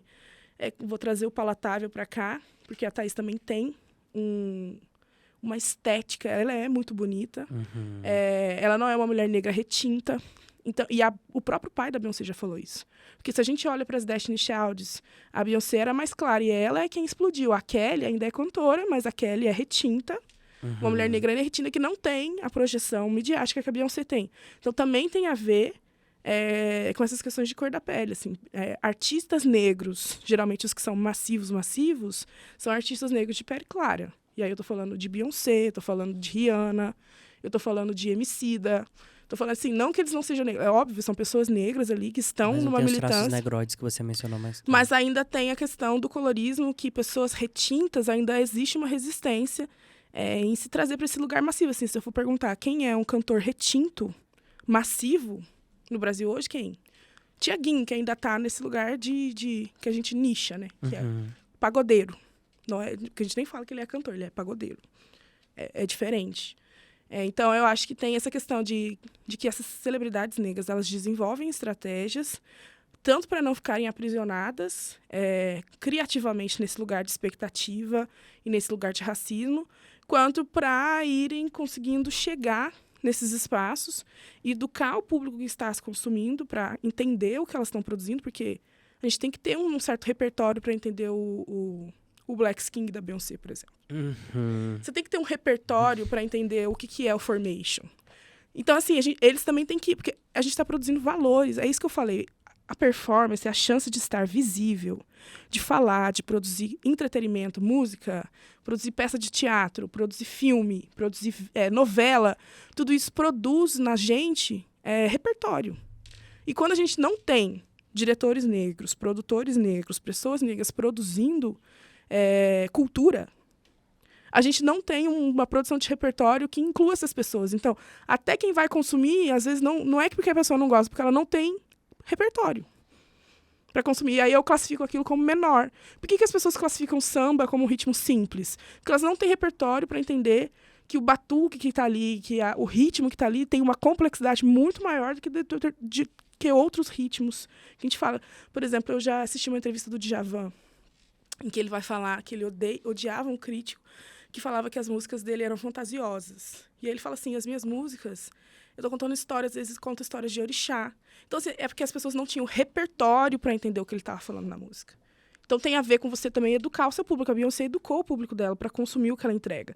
As pessoas hoje sabem o que ela está entregando e elas conseguem se identificar, porque elas foram educadas para isso. E isso é um processo muito difícil e que, ao meu ver, só essas celebridades têm feito. Assim. E esse é o meu interesse. Por quê? Como elas fazem isso? Porque é um processo muito difícil. E é muito mais difícil ser celebridade negra do que ser celebridade branca, porque eu tenho que educar o meu público para entender o que eu estou produzindo. Porque às vezes eles não têm nem a capacidade de entender o que está ali. A falta de referência. É. Tá bom pra você, Luca? Tá vendo? Câmera 1, assim, eu já poderia ficar... Eu estou sem palavras, essa é a verdade. Eu acho que nos episódios, eu acho que essa é a primeira vez que eu fico sem palavras aqui, nesse episódio. Porque é muita coisa, em muitas camadas, e quando eu paro assim pra poder ver e analisar tudo isso e ressignifica a carreira de N pessoas na minha cabeça, eu fico assim, meu Deus, o que eu consumi até hoje? Por quê? Eu sou resultado disso, pelo amor de Deus. É importante pontuar que a culpa é nossa. Porque quem consome é a gente. É a sociedade, assim, a gente tem que se reeducar a esse consumo, assim, dar uma chance para outros tipos de possibilidades, assim. Eu tô falando não só de artistas, tô falando de quem você segue nas redes, sabe? Há um padrão de quem você segue. E, assim, se policiar sobre isso também é algo que tem a ver com antirracismo, com... Assim, você não precisa se posicionar, sabe? As pessoas... Eu dou muito workshop sobre racismo, enfim, questões raciais em organizações, enfim. E as pessoas falam, eu sou branca, o que eu posso fazer? Eu falei, você já seguiu influencers negros na sua vida? Você já consumiu algum tipo de conteúdo fora aí da sua bolha branca? Assim, é tão simples, assim, às vezes, porque às vezes o conteúdo que ela vai produzir, sei lá, uma Camila de Lucas, uma Gabi de Pretas, que são aí algumas influencers negras, assim... às vezes aquele conteúdo vai te dar um repertório para que você entenda coisas que eu estou falando aí de outros artistas. E é uma construção de valores que precisa dessa visibilidade. Pessoas negras precisam ser vistas, precisam ser ouvidas. Por que os principais teóricos negros que a gente tem hoje, o que eles falam sobre ouvir? O que a Grada Quilomba fala? Sobre ser escutado. O que a Angela Davis fala? Sobre ser visto. O que a Bell Hooks fala lá no Olhar Opositor? Sobre poder... as pessoas poderem se enxergar no outro, assim. Então, por isso que eu falo, estar visível, ser visível, e aí não só ser famoso, mas estar na arena pública, ter direito de fala, não só de fala, mas ser ouvido, tem a ver com esse processo de ter a chance de construir valores diferentes para nós enquanto sociedade. Então, quando a gente dá uma chance para uma celebridade negra, para uma jornalista negra, para uma apresentadora negra como a Oprah, por exemplo, a gente está dando a chance dessas pessoas produzirem novos valores e abrirem portas para quem vai vir depois ser menos, vamos dizer assim, desumanizado, sofrer menos nesses espaços. Serem assim. menos estereotipados também, né? Serem colocados sempre dentro de um lugar já rotulado, já etiquetado. Você mencionou algumas autoras aí que são referências pra gente em questão de estudo. Num documentário que eu já até mencionei aqui também, que é o Dentro da Minha Pele, que eu até confundi com o livro do Lázaro. Uhum. A Sueli Carneiro, ela dá um banho. Mas assim, é um banho que ela dá no diretor que estava entrevistando ela lá. E a Sueli Carneiro, eu gosto de ver, Porque ela fala, entendeu? Se ela precisar dar uns tapas na sua cara, ela tá dando ali uns tapas na sua cara e você tem que lidar com isso. E é isso aqui que é a verdade, você tem que lidar. E aí ela questiona porque a equipe que produziu esse documentário, isso que eu tô falando aqui, tá lá no documentário, tá disponível no Globoplay. Quem, né, tiver acesso, tiver oportunidade de assistir, assista, Dentro da Minha Pele, um documentário que fala, sobretudo, a questão racial no Brasil. E o diretor desse documentário era um diretor branco. E aí toda a equipe, o resto da equipe, era uma equipe formada por pessoas pretas. E aí a primeira assistente, né, que estava lá super engajada também, ajudando a fazer, e aí a Sueli Carneiro sentada assim, muito tranquila e muito... É uma segurança que dá até uma água na boca, assim, sabe? Eu olho assim e falo assim, é nesse nível de segurança que eu quero chegar. E aí ela muito tranquila, assim, encostada, assim, ó, daquele jeito dela, assim, ela olha e fala assim, por que você tá dirigindo isso aqui? Por que não é ela? Tá vendo? Vocês não cedem. Aí ele tenta argumentar e fala assim, mas toda a minha equipe... Ele ainda tenta arguir com a Sueli Carneiro. Dá pra você? E eu fiquei rindo. Ele fala assim, não, mas toda a minha equipe é preta. E ela, não, mas eu não tô falando sobre isso. Eu não tô falando sobre isso. Por que o espaço aqui, sobre um documentário que tá tratando justamente sobre o que a gente está criticando, está apontando e pontuando aqui, a direção disso não está na mão desta pessoa que está do seu lado aqui como assistente. Aí depois disso, ainda na narrativa do documentário, fala que pelo fato, né, de como essa mulher, essa primeira assistente, estava lá sendo muito atuante, protagonizando ali a questão da direção mesmo dentro desse documentário, aí sim que ele colocou ela como co-diretora, assim, também. Foi lá. E é um documentário que é um documentário muito sensível. Se você é uma pessoa preta que está nos assistindo e tem, né, alguma questão de possíveis gatilhos sobre questões raciais, sobretudo de racismo e de pessoas em situação de trabalho análogos à escravidão, sugiro que assista com cuidado, porque realmente é um documentário que é muito sensível. Ele trata de uma realidade que muitas vezes é invisibilizada pra gente. Aqui agora eu tô tirando um pouquinho essa questão da celebridade, colocando, né, em situações que a gente tem aqui real que é pouco mais aproximado do anonimato. E assim, são situações que são narradas lá de uma crueldade, de uma maldade muito grande. E aqui já aproveito também para poder trazer uma outra visão também sobre a questão de fama. Recentemente, né, no Brasil ficou muito famoso um podcast, sobretudo que foi colocado como investigativo, jornalístico, de um homem branco que fez toda uma pesquisa sobre um caso de uma pessoa em situação de escravidão, né, e que, assim, ganhou recortes de N maneiras, assim. E eu sinto também que, em alguns aspectos, quando, né, tentam essa questão de que a gente está criticando aqui sobre ceder espaços, e aí tentam colocar, usam essa pauta e essas pessoas como uma espécie de plataforma ou de palco para poder mostrar assim, olha aqui o que eu estou fazendo e olha aqui como é que eu estou ressignificando essa história. Olha o que eu estou entregando para vocês aqui. Eu estou entregando aqui uma situação de escravidão que foi noticiada no Brasil, e aí a pessoa acha N desculpas para poder falar, mas eu estou prestando um trabalho, que eu estou fazendo não é me aproveitando da situação de uma pessoa que, querendo ou não, ficou também invisibilizada, e aí você pega outras pessoas brancas usando aquilo como palco para poder trazer questões animais, por exemplo. Eu não sei se você chegou a acompanhar. Sim, eu sou polêmica, porque eu não acho que a culpa seja do podcast. Eu acho que a culpa é da recepção e da forma como as pessoas lidaram com o podcast. Porque o trabalho do jornalista ali, o que ele entrega é muito sério.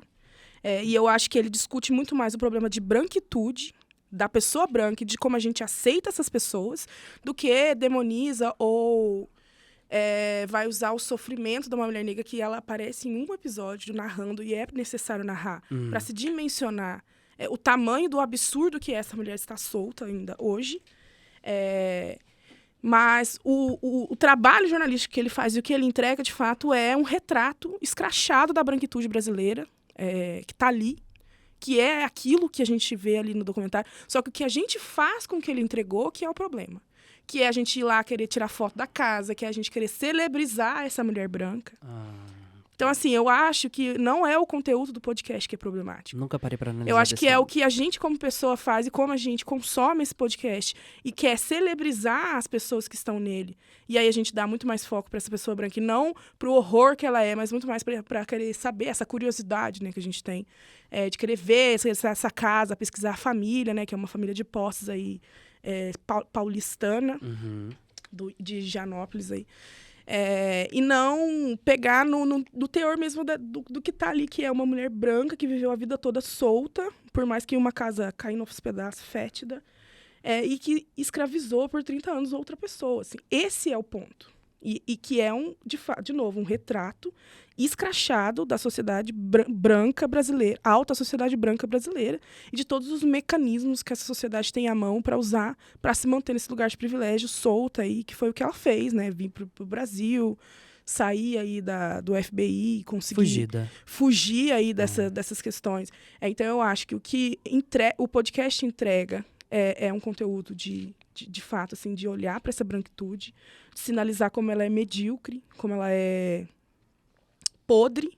E nós, enquanto pessoas, a gente já está tão educado a olhar para essa branquitude por outra perspectiva que a gente não consegue identificar isso no podcast. E aí, de novo, a gente não está letrado ainda o suficiente. Entendi. E aí a gente quer demonizar esse podcast e olhar para...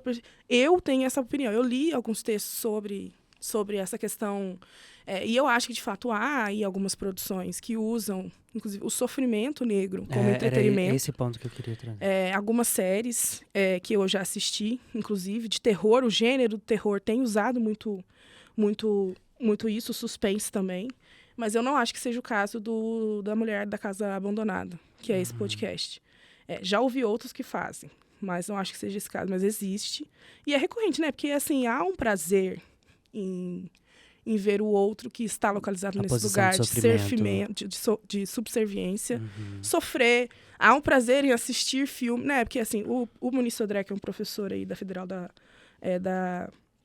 Rio de Janeiro, que estuda mídia, estuda raça, enfim, ele vai falar que o Brasil tem uma relação de duplo vínculo com o racismo. Ao mesmo tempo que a gente quer negar e apagar o nosso passado escravocrata, a gente tem muito orgulho dele. E a gente gosta de olhar para ele.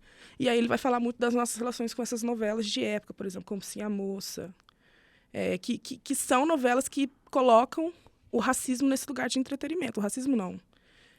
A escravidão nesse lugar de entretenimento. Assim, hoje a gente tem uma consciência e não há tanto mais essas produções.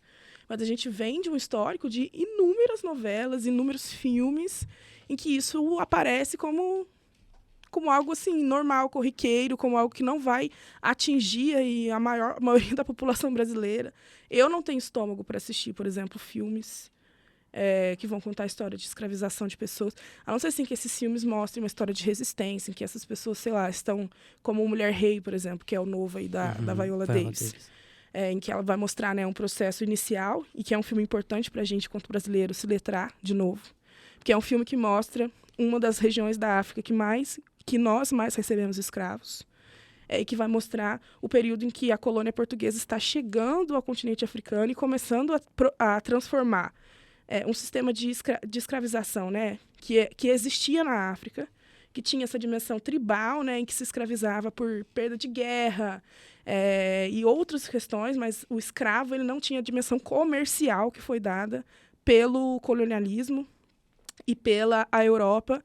Então, esse início vai mostrar aí o reino de Daomé, essa resistência em lutar contra a colônia portuguesa, essa escravização, e trazer essas pessoas para o Brasil. E aí, por que a Viola escolhe vir divulgar o filme aqui? Porque é total conexão. As pessoas que saíram de lá e que perderam aquela guerra, elas estão aqui hoje. Os descendentes dessas pessoas são brasileiros. E quando ela chega no Brasil, ela vai ao porto onde essas pessoas chegaram, que é no Rio de Janeiro. Então, assim, a gente tem que letrar as pessoas sobre isso. Então, aquele filme não é só um filme de entretenimento do Exército. É um filme que diz sobre um processo de pessoas que estão aqui hoje, sobre um Brasil que está aqui hoje construído e que veio da escravização daquelas pessoas que estão no filme, assim. Então, quando eu estou falando dessas chances de contar outras histórias, de contar histórias a partir de outras perspectivas, é isso que a gente fornece para as pessoas. É sair daquele lugar de, Pedro Álvares Cabral, não sei quem chegou, pegou o negro lá na África e trouxe para o Brasil de forma... Porque já teve até ministro que falou isso aqui no Brasil, que os negros vieram de forma passiva, porque eles quiseram, enfim. E mostra que foi um processo de resistência, um processo de secular para conseguir tirar as pessoas daquele continente e trazê-las para cá, que essas pessoas resistiram o máximo que elas puderam, e da onde essas pessoas vieram, quais eram os costumes dessas pessoas e que estão aqui hoje, os sobreviventes aí, dessas pessoas que foram trazidas, dar chance para nós, enquanto brasileiros, de entender a nossa própria história, de lidar melhor com o presente que a gente tem, né, que é derivado desse processo secular aí de 400 anos de escravização de pessoas negras e que produziu a riqueza que a gente tem hoje, o conforto que a gente tem hoje, e tudo que a gente pode usufruir aí, enquanto nação brasileira vem das mãos dessas pessoas. Vou ter que rever alguns conceitos aqui, porque, né, o negócio aqui... Mas eu nunca parei para poder analisar sobre essa ótica que você trouxe aqui, a questão do podcast que eu trouxe, que realmente é a Mulher da Casa Abandonada. Chico Feliz, se você estiver nos escutando e nos vendo, tá? É sobre isso aqui. Em algum aspecto eu realmente considero ainda, levando em consideração o que você falou agora, tá? Revendo. Mas em que algum momento isso foi usado, tipo assim, esse é o furo de reportagem da minha carreira, entendeu? Na minha interpretação foi isso. É uma opinião, tá, Chico Felice? Não tô falando que o seu trabalho foi, assim, porque o que fez ele foi realmente todo um contexto muito investigativo, que teve um trabalho ali que, querendo ou não, foi de qualidade, mas parte da minha interpretação ou dessa falta de letramento, né, que você levantou aqui, que muitos de nós precisamos ter e rever, foi colocado nesse lugar, assim. Eu me senti um pouco assim, tipo, nossa, mas, né, realmente tô usando isso aqui como essa plataforma, é um palco isso aqui para poder... exibir, como é que fica essa mulher nessa questão, onde que ela tá vivendo, porque tá viva, não morreu, enfim. Mas é uma ótica que eu preciso reanalisar para talvez não ficar tirando essa ressignificação, essa releitura que você trouxe, de escancarar a questão de ações de branquitude. E talvez, inclusive, esse tipo de postura minha seja reflexo e resultado dessa postura de branquitude, né? De colocar sempre assim, um lugar de... não está sendo feito isso aqui porque tem que olhar, e aí apagar o fato do que está sendo exibido ali em relação à branquitude e voltar só para a pessoa, entendeu? É reduzir todo o outro resto que fica sendo camuflado, que são os porque a gente fez isso por muito tempo. A gente sempre falou de escravização a partir do prisma do negro, olhando do sofrimento preto, negro, e não olhando para a branquitude, para os processos que ela construiu para se manter no privilégio. E é isso que eu acho que o podcast faz. Como que eu construo uma estrutura social que me mantenha num lugar de privilégio e que localize esse negro, em que os próprios negros vão brigar e se estapear lá embaixo, enquanto eu continuo aqui, sem ser olhado, sem ser considerado aí um grupo, porque a gente não considera pessoas brancas como um grupo, elas são indivíduos que têm as próprias vontades, mas um grupo que se articulou para usar a força de outro, a gente não trata a branquitude nesse lugar. E é necessário trazer para esse lugar, porque não vou dizer que há uma culpa, porque a culpa paralisa. Eu acho que precisa ter uma ação, assim. Há uma responsabilidade. Entendi. Uau! A gente tá caminhando pro final aqui, porque me falta repertório, senhoras e senhores, confesso, para poder acuir Dalila Musa. Dalila, você quer deixar alguma mensagem para quem está nos assistindo, para quem está nos ouvindo? Pode deixar também, por favor, suas redes sociais, apesar de que já vai estar aqui na descrição desse vídeo e do episódio. Se você que está nos assistindo e nos ouvindo aqui até agora, esse momento, e ainda não fez o básico, quer se inscrever, curtir, compartilhar, comentar, dar o like, né, avaliar em 5 estrelas. Eu tô aqui, assim, embasbacado. Eu vou precisar de um tempo para poder absorver tudo. De uma maneira muito positiva, obviamente, porque eu me considero muito privilegiado de poder ter acesso, o Luca também está ali balançando a cabeça concordando, de ter acesso a esse manancial de informações que é Dalila Musa. Mas, por favor, deixe sua mensagem, suas redes sociais. Não, bom, primeiro eu quero agradecer o convite, eu adorei. Eu que agradeço. E dizer, assim, que as pessoas que escutaram até o final, né, que estão aqui com a gente ainda e que se sentiram tocadas por essa conversa, principalmente pessoas brancas ou pessoas que estejam em grupos aí de privilégio aqui nesse Brasilzão nosso, que essas pessoas virem uma chavinha aí no coração, na mente, e comecem a procurar e pesquisar sobre a nossa própria história, em se entender em momentos em que ela talvez pense assim, isso é mimimi, isso é vitimização. Assim, volta, reflete, pensa um pouco se isso de fato ou se isso é mimimi porque você não vive esse tipo de experiência. E aí eu quero deixar, talvez, algo que eu tenho falado muito em lugares em que eu estou, que é a gente não ressignificar, mas a gente atribuir o verdadeiro sentido de lugar de fala a esse conceito. Assim, lugar de fala não é um conceito para uma polifonia, uma monofonia, então só pessoas negras falam sobre racismo, só pessoas LGBT falam sobre homofobia.